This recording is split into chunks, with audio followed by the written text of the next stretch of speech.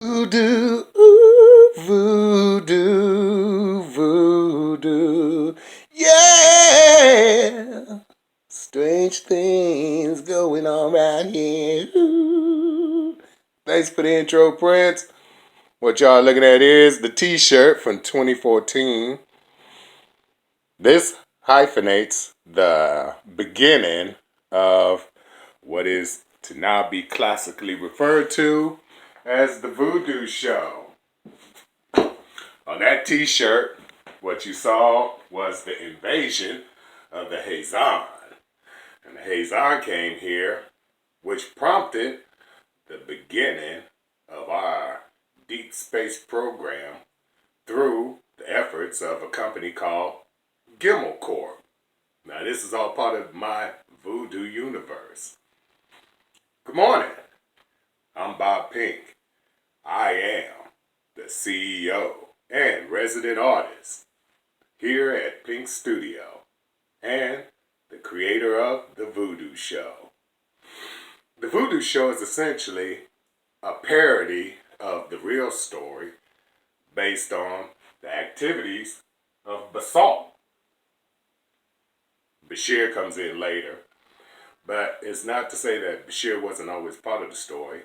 His origins are deeply seated in the entire creation of Basalt's existence. Now, I'm not going to go into the details. That's giving away too many state secrets. So, what I'm basically going to do is say, hey, thank you for your support for the first 3 installments of the Voodu Show, which is essentially my homage. Is that the proper way to say that word, homage? Homage to Prince for his For You album, which, if you know any history on Prince, the For You album was his baby. He did every voice, every instrument, all the production work, because nobody saw his dream the way he saw it. And to make sure his dream didn't suffer, he just took complete charge and did the whole album by himself. So this is my homage to Prince. First 3 episodes, which were the Chris Pratt episodes. And the reason why I included Chris Pratt in the whole scenario to begin with was because during the hype of the Chris Pratt popularity curve, Chris Pratt had an imitator coming on to Instagram or Twitter and posing as him. So he's in the middle of doing the Guardians of the Galaxy with Marvel production company. And I kind of like, since my hero is loosely based off of Star-Lord, Bashir, that is not Basalt. But since Bashir is so closely aligned with Star-Lord's look, I kind of felt like, yeah, this would be an opportunity to make Chris Pratt the fall for, this particular coincidental character. Now, my character Bashir is a far cry from Star-Lord with regards to the powers and what they can do and what they can't do. But in essence, it is still a down-home look, that earthy, that Western kind of rough guy look, the tough and tumble, the scrapper, the authoritative figure. And I kind of pushed that envelope with him in that regard. So, yeah, I wanted Chris Pratt to finally get word that there is a real imitator out there throwing dispersions at him. So, get that kind of, that beef going. But anyway, no. What my story is a story based on a lot of the historical myth. Yeah, historical myth of the Sumerian empires and how they came to be, how Ancient Aliens gives us the story of how humanity came into being with these fully established societies. And I'm trying to explain how that and why that was.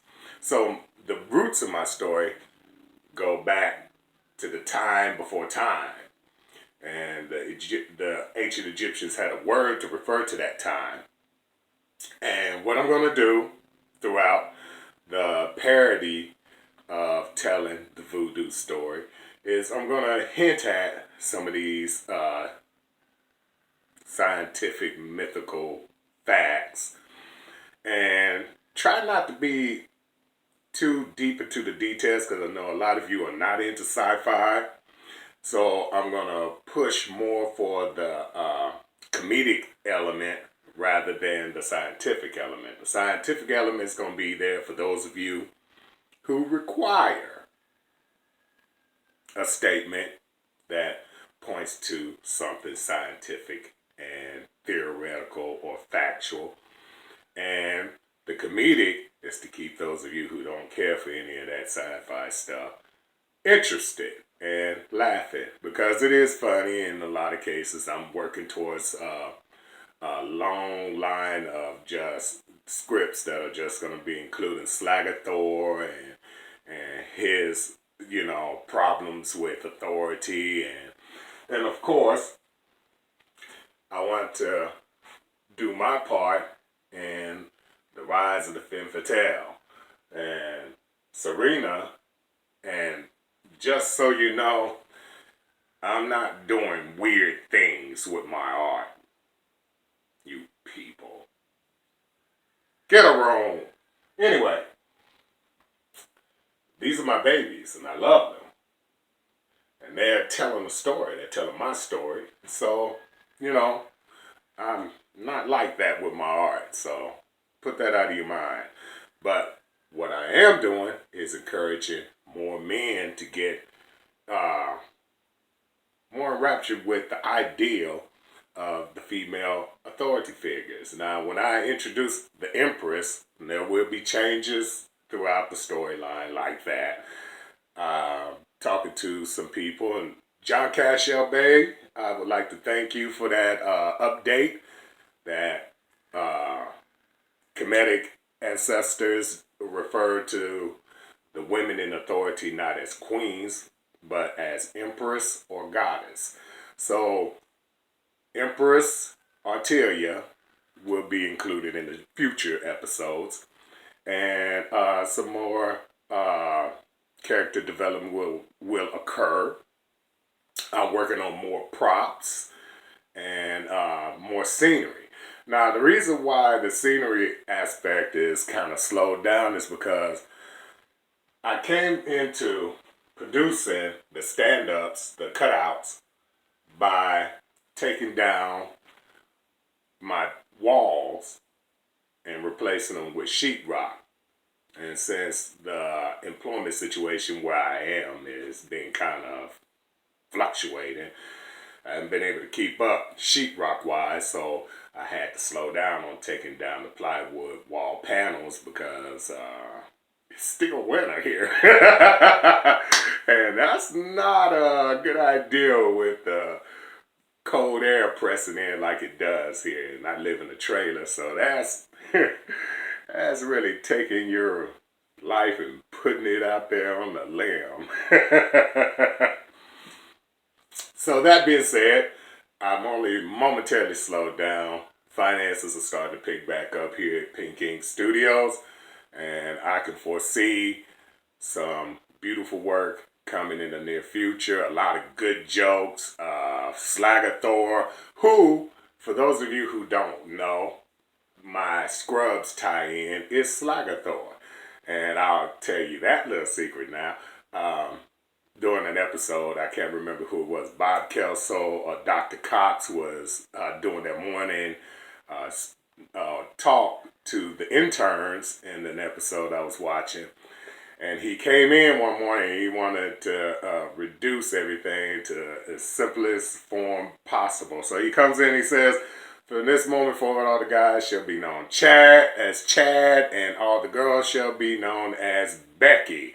And the only girl whose name was Becky in the group spoke up and said, "Oh my name is Becky. And he's like, no, your name shall be Slagathor, and the rest of you shall be Becky. And she just missed her opportunity to be the person that got called on for all the work. And that the moral to that story is sometimes just shut your mouth and let the good moment be the good moment. So yeah, that's how Slagathor gets his name. But it's not just Slagathor. Slagathor is and that is the rapid beating of his wings 43 times. So it's not just Slagathor, it's Slagathor 43. Being from an insect hive mentality, they live in a society in which when the king has worn out his ability to be productive, he dies, he's replaced by his clone. So he's number 43 in the line of Slagathors in this particular hive. So he must pay obeisance to a principal queen and then her subordinate queens that lay eggs and keep the hive in his sector thriving.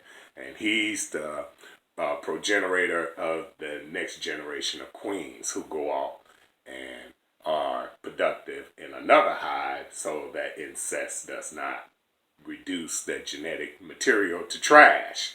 So anyway, that being said, this is my homage to Prince. Slagathor's from Scrubs. And for a large part, most stories are biting off from some other story.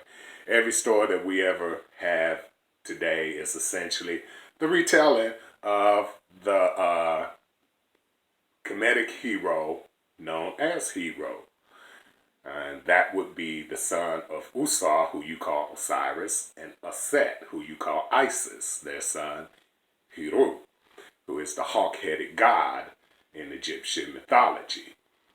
So, as you can see, Bashir wears the hawk-headed helmet, and oftentimes you'll hear the helmet exclaim, "Oh, ah!" He's the only one that can hear that. And the reason why Basalt keeps questioning him about that is because he's the only one that can hear it. And he's like, yeah, I'm responding to something that you're completely unaware of. So, yeah, great things in store. A lot of artwork to be done. And I promise you, no more low-grade Chris Pratt-ish artwork in the future.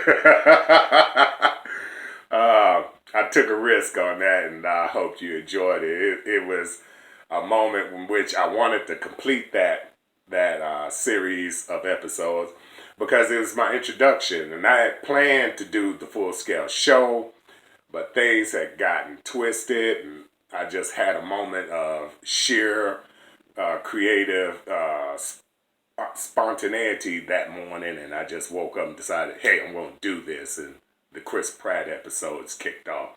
So I'm taking that as my introduction time and using that to the greatest benefit, get you used to the ideal of the Voodu Show, and now the real episodes will begin. So I'm looking forward to hearing from you, and if you want to hear from me, you want to write to me, let me know in the comment sections. And like, just really, I mean, if you want to conversate with me, leave a message, and I will leave you a message and check in. And until I can get a post office box, I will be here in front of the camera and reciting all this wonderful information for you in the future. So, hey, keep watching the Voodu Show. Good things to come. Voodoo, voodoo, ow, voodoo, yeah.